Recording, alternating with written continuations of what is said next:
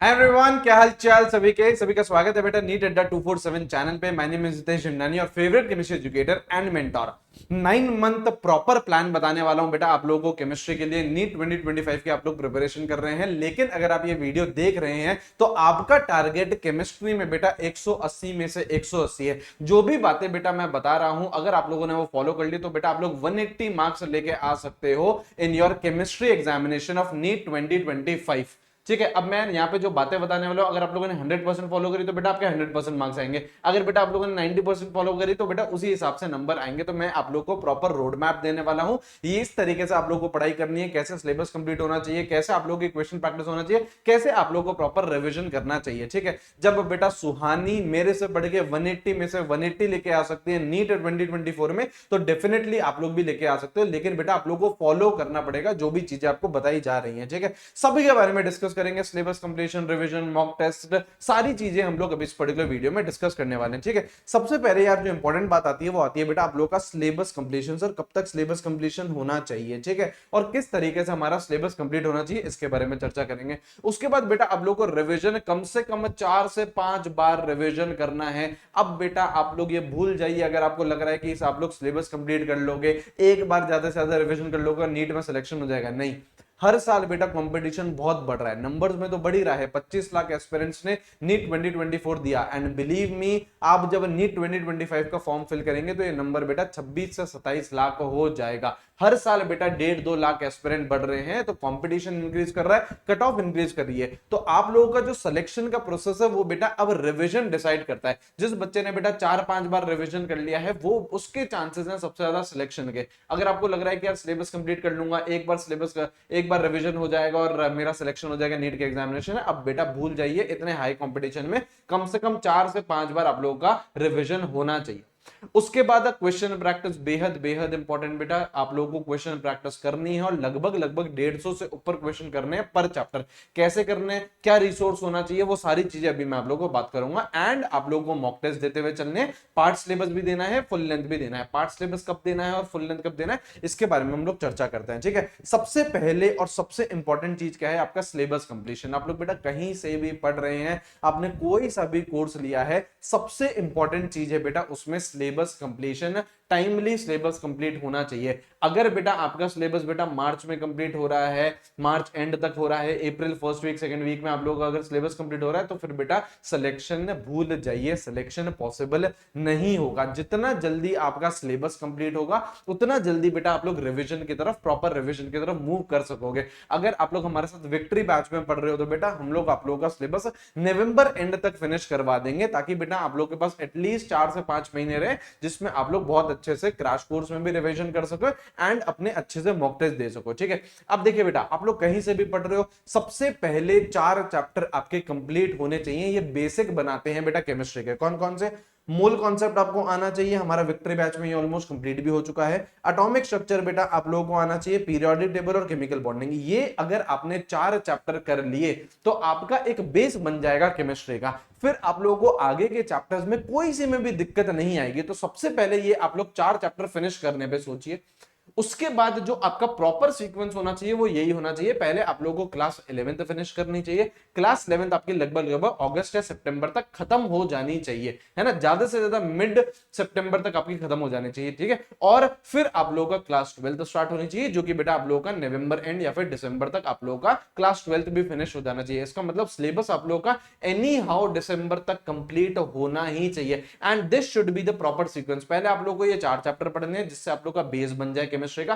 फिर बेटा class 11th ही finish करिए। अब बहुत सारे बच्चे क्या होते हैं जो भी क्लास 12th में होते हैं, जो पहली बार नीट के एग्जामिनेशन देने वाले हैं, जिनका बोर्ड्स भी है, वो परेशान होते हैं कि सर मैं क्लास 11th करूंगा तो सर मैं क्लास 12th कब करूंगा। मेरे भाई क्लास 12th भी तो आप लोग दिसंबर तक फिनिश ही कर रहे हो, बोर्ड्स तो बेटा आप लोग के फरवरी में होते हैं, तो इतना टाइम बोर्ड्स के लिए काफी है।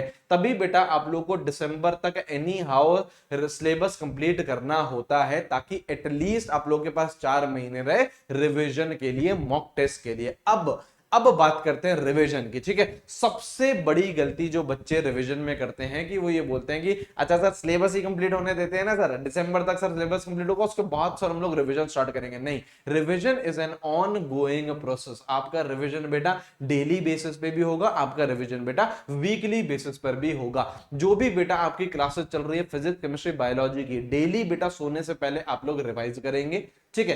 एंड जो आप लोगों के फोर्टनाइटली टेस्ट चलेंगे, जैसे आप लोगों के बैचेस में बेटा हर 15 दिन में टेस्ट होते हैं, जितना भी चीजें पड़ी हैं हर 15 दिन में आप लोगों के टेस्ट हो रही हैं, तो उसका बेटा आप लोगों का वीकली रिवीजन भी होते चलेगा। जैसे आप लोग टेस्ट देते हुए चलेंगे तो उससे आप लोगों का वीकली रिवीजन होते हुए चलेगा। तो revision is an ongoing process. ये मत सोचिए कि सर जब मेरा पूरा पूरा सिलेबस कंप्लीट हो जाएगा उसके बाद ही रिवीजन करूंगा, नहीं, रिवीजन आप लोगों को साथ साथ में करते हुए चलना है।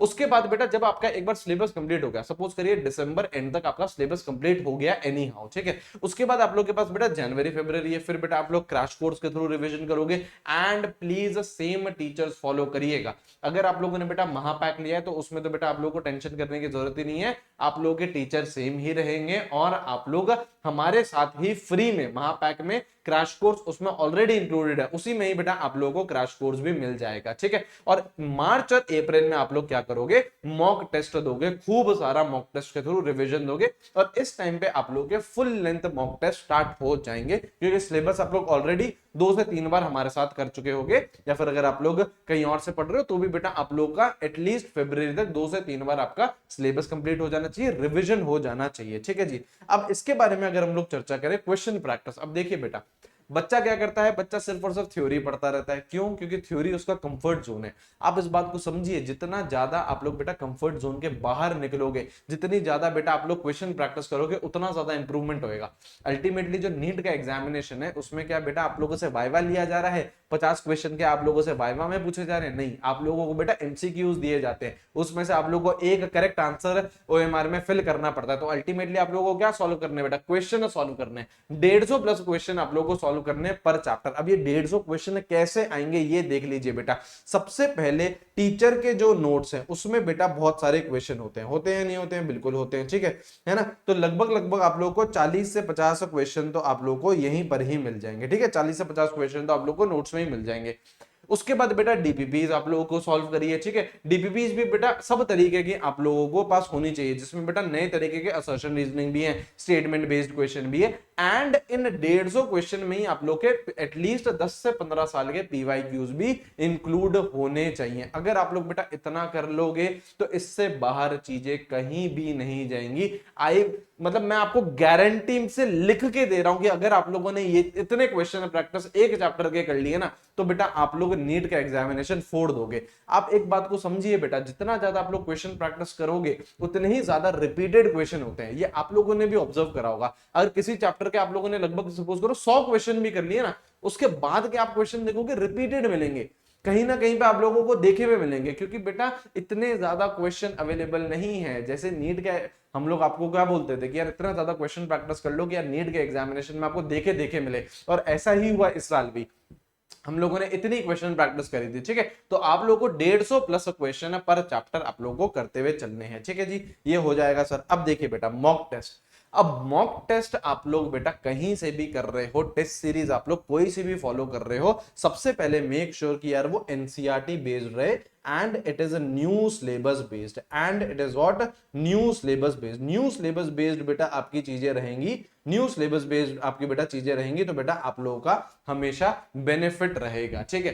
एंड पार्ट सिलेबस भी आपको मॉक टेस्ट देने हैं एंड फुल लेंथ भी देने हैं, ठीक है। पार्ट सिलेबस कब तक देने हैं? जब तक सिलेबस कंप्लीट नहीं हो जाता। जैसे दिसंबर तक जब आप लोगों का सिलेबस कंप्लीट नहीं होता है तब तक आप लोग बेटा पार्ट सिलेबस देते हुए चलिए कि यार 2 चैप्टर केमिस्ट्री के आ गए, 3 फिजिक्स के आ गए, 4 बायोलॉजी आ गए, इस तरीके के, ठीक है। और एक बार बेटा आपका सिलेबस कंप्लीट हो चुका है, फिर बेटा आप लोग फुल लेंथ मॉक टेस्ट पे जाइए एंड धीरे धीरे फ्रीक्वेंसी बढ़ाइए। जनवरी फरवरी में आप लोग रख सकते हो कि यार 15 दिन में एक बार आप लोग फुल लेंथ मॉक टेस्ट दे रहे हो, एंड फिर मार्च अप्रैल में आते आते हफ्ते में 1 हफ्ते में 2 मॉक टेस्ट हम लोग फुल लेंथ के दे सकते हैं। तो इस तरीके से आप लोगों को प्रिपरेशन करनी है, ठीक है। अगर बेटा आपको मेरे साथ में प्रिपरेशन करनी है, पूरे साल में अच्छे से पढ़ना है, फुल लेंथ डिटेल बैच में भी पढ़ना है, उसके बाद में आपका जो क्रैश कोर्स है वो भी आप लोगों को मेरे साथ ही करना है। आप लोगों को 35,000 प्लस क्वेश्चन बैंक आपको चाहिए। जितनी भी बेटा रिनोन्ड बुक्स हैं केमिस्ट्री की, फिजिक्स की, बायोलॉजी की, 1 पेज नोट्स है बेटा फिजिक्स केमिस्ट्री बायोलॉजी की, वो सारी चीजें बेटा आप लोगों को प्रोवाइड करवा देंगे। आपको बेटा GNT 77 कोड लगाना है, मुझे बेटा स्क्रीनशॉट भेज देना है, मेरे टेलीग्राम पे आप लोगों को आईडी मिल जाएगी, ईमेल आईडी, वहां पे आप लोग मुझे भेज सकते हैं। एंड बेटा आप लोगों को महापैक में एनरोल कर लेना है। अच्छी तरीके से आइए बेटा, एक इन्फॉर्म्ड डिसीजन लीजिए एंड खूब सारी मेहनत करिए। बहुत अच्छे से बेटा ये बैच चल रहा है, कुछ ज्यादा बेटा क्लासेस नहीं गई है अभी बेटा, 5-6 क्लासेस दी हुई हैं, तो आप लोग अभी भी डेफिनेटली एनरोल कर सकते हैं। इसके अलावा बेटा आप लोगों को पूरे साल में कोई भी जरूरत नहीं पड़ेगी, आप लोग बहुत अच्छे से सारी चीजें इसी में ही आपको मिलेंगी। ठीक है, तो एक इन्फॉर्म डिसीजन लीजिए, 180 में से 180 टारगेट करिए बेटा केमिस्ट्री को, और आप लोग डेफिनेटली अचीव कर सकते हो। केमिस्ट्री एक ऐसा सब्जेक्ट है जिसमें बेटा सबसे ज्यादा सिलेबस रिड्यूस हो गया है, लगभग 21 से 22 चैप्टर ही बचे हुए हैं आपके। तो अगर आप इस सब्जेक्ट को बहुत अच्छे से पढ़ोगे तो ये आपका बहुत हाई स्कोरिंग सब्जेक्ट बन जाएगा। ठीक है, कोई भी बेटा मदद चाहिए, कमेंट सेक्शन बेटा ओपन है, उसमें लिखिए, महापैक में आप लोग एनरोल करिए। जिन्होंने भी बेटा GNT 77 कोड लगाया है, लगभग 80% बच्चों को ये सारे जो बेनिफिट्स हैं GNT 77 के बेनिफिट्स वो पहुंच चुके हैं। जिन 20% को नहीं पहुंचे हैं उनको भी पहुंच जाएंगे, कोई टेंशन लेने की बात नहीं है। आप सभी का ही स्टडी मटेरियल मैंने बुक कर दिया है। ठीक है, चलिए, thank you, have a great day, खूब सारी मेहनत करिए एंड नीट 2025 फोड़िए। Take care, have a great day, see you guys, bye bye.